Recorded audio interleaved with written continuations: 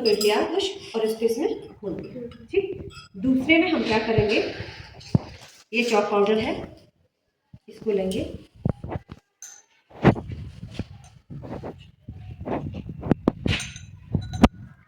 Chalk powder को ले लिया और थोड़ा पानी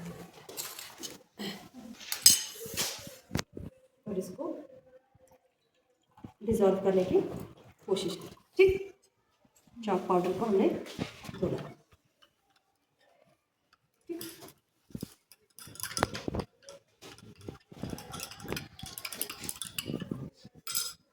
तीसरे में हम लेंगे थोड़ा सा दूध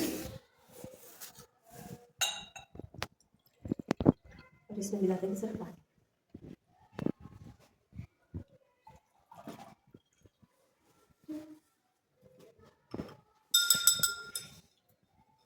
अच्छे से मिक्स कर दें, पूरी ढंग से मिक्स हो गया ना, ये भी मिक्स हो गया। अब इसका एक टेस्ट हम करेंगे, जिसको हम करेंगे फिल्टर पेपर से। ये है फिल्टर पेपर, हमने एक पन्ना लिया, फिल्टर पेपर लिया और इसको इसमें छान दिया। क्या विलय के कण छन जाएंगे या नीचे इस विलयन में आएंगे, इसको हम चेक करेंगे। आप देख रहे हैं इससे छन नहीं रहा है, सारा नीचे आ रहा है, वरना पानी ऊपर रहता और ब्लू कलर रहता है इसमें, फिल्टर में पेपर में आ जाता। तो हमने इसको पूरा आराम से छनने देंगे। ये कॉपर सल्फेट का किसका विलयन है, कॉपर सल्फेट। तो कॉपर सल्फेट के विलयन को हम छानने पर देख रहे हैं कि पार्टिकल्स अलग नहीं हुए हैं और ये हमारा जो ये विलय और विलायक का ये पूरी तरह से एक दूसरे में मिक्स हो चुका है। तो जो विलयन है, विलय और विलायक के समांगी मिश्रण को विलयन है, मतलब एक साथ घुले हुए हैं, वो है हमारे विलयन। मतलब विलय और विलायक जब एक साथ घुले हैं तो हम कहते हैं विलयन। तो ये हमारा सही मतलब जिसको विलयन की परिभाषा में जो फिट होता है। इसमें हम विलय और विलायक के पार्टिकल्स को अलग अलग आसानी से नहीं कर सकते। ठीक, ये तुमने देख लिया। अब दूसरा हम ट्राई करते हैं, फिल्टर पेपर लेते हैं, फनल, एक फनल ले लो। दूसरा था हमारे पास, और ये एक और चीज देखो, दूसरा हम देख रहे हैं चॉक पाउडर क्या है, नीचे आ गया, नीचे आ गए, इसके पार्टिकल जो है नीचे बैठ गए, तलछट में बैठ गए। तो अगर फिर भी मैं इसको मिक्स करूंगी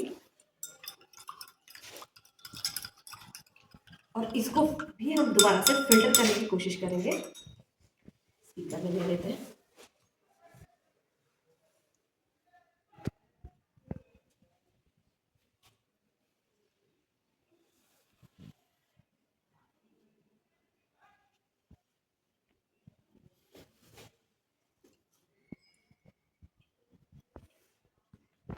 तो निलंबन में जो है विलय के कणों का आकार बड़ा है, इसीलिए ये थोड़ी देर रखने पर नीचे तलछट में बैठ जाते हैं।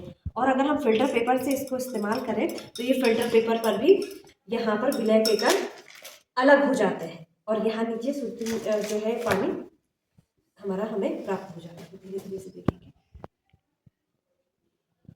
तो हम फिल्टर पेपर से विलय और विलायक के कणों का पृथक्करण कर सकते हैं। निलंबन में विलय के कणों का आकार क्या होता है, बड़ा होता है। ठीक, तो ये हमने इसको अलग कर करके देख लिया। ठीक,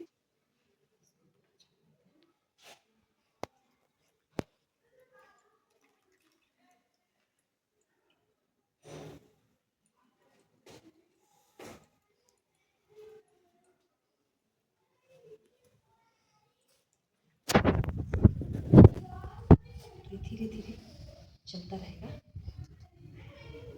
और बाद में हमें फिल्टर पेपर पे किस तरह से प्राप्त होगा ये भी आप देखेंगे।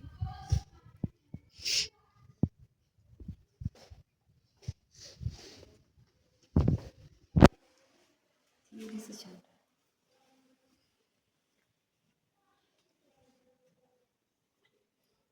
ये अंतर है, देखो फिल्टर पेपर पे चिपका हुआ है ना मैम। हाँ, तो ये है हमारा निलंबन। अब हम अगर ऐसे देखें तो ये फिल्टर पेपर पर पूरा चिपका हुआ है। ठीक, और ये पार्टिकल हमारे अलग हो गए। ठीक है, अब हम तीसरे को देखेंगे। तीसरा प्रकार जो है हमारा पानी का, इसको हम देखेंगे। एक मिनट, इससे एक फिल्टर पेपर लिया हमने,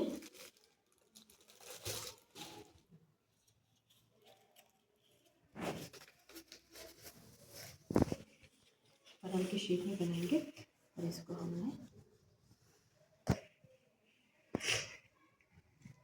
देखेंगे कणों का आकार कितना बड़ा है, क्या विलय के कण अलग हो जा रहे हैं या नहीं हो पा रहे, हो रहे हैं या नहीं हो रहे, नहीं हो रहे। देखो ये कोलाइड है, ये क्या है, कोलाइड। निलंबन में तो विलय के कण पूरी तरह से अलग हो चुके थे, अब ये है हमारा कोलाइड। कोलाइड में भी विलय के कण छोटे होते हैं, जिनको हम फिल्टर पेपर से अलग नहीं कर सकते। हम निलंबन को अलग कर सकते हैं पर कोलाइड को अलग नहीं कर सकते, जो हमें क्लियरली दिख रहा है। ठीक, तो ये तीनों हमें एक साथ दिखाई दे। अब हम एक काम और कर सकते हैं इसमें, फिर हमें अभी विलयन और कोलाइड में अंतर कैसे पता चलेगा। हमने कहा कि कणों के आकार यहाँ भी छोटे हैं, अलग हुए नहीं, यहाँ पर भी छोटे हैं, तो इसको देखने के लिए जब किसी विलयन में टॉर्च की रोशनी प्रवाहित की जाती है तो प्रकाश के कणों में फैलाव नहीं होता, क्योंकि घोल के कण बहुत सूक्ष्म होते हैं। स्पष्ट दिख रहा है कि विलयन से प्रकाश सीधे पार चला जा रहा है, जबकि कोलाइड से प्रकाश ग्लास में ही फैल जा रहा है और विलयन से प्रकाश सीधे ग्लास को पार कर जा रहा है। कोलाइडल विलयन का प्रकाश के कणों को बिखराना या स्कैटर्ड करना टिंडल प्रभाव कहलाता है। सर जॉन टिंडल नामक वैज्ञानिक के नाम पर इस प्रभाव का नाम टिंडल इफेक्ट या टिंडल प्रभाव रखा गया। इस प्रयोग से स्पष्ट है कि कोलाइड के मिश्रण प्रकाश को फैला देते हैं, क्योंकि यह आकार में विलयन के अपेक्षाकृत बड़े होते हैं, जबकि विलयन के कण छोटे होते हैं जो प्रकाश को फैलने नहीं देते, अतः टिंडल प्रभाव नहीं प्रदर्शित करते हैं। कोलाइड और विलयन दोनों ही हमारे जीवन के अहम हिस्से हैं। जहाँ कोलाइड का उपयोग चिकित्सा, खाद्य पदार्थ और उद्योगों में होता है, वहीं विलयन का उपयोग दवाइयों, पानी की शुद्धता और खाद्य पदार्थों में किया जाता है। इन दोनों का हमारे स्वास्थ्य, दैनिक जीवन और विज्ञान में बड़ा योगदान है।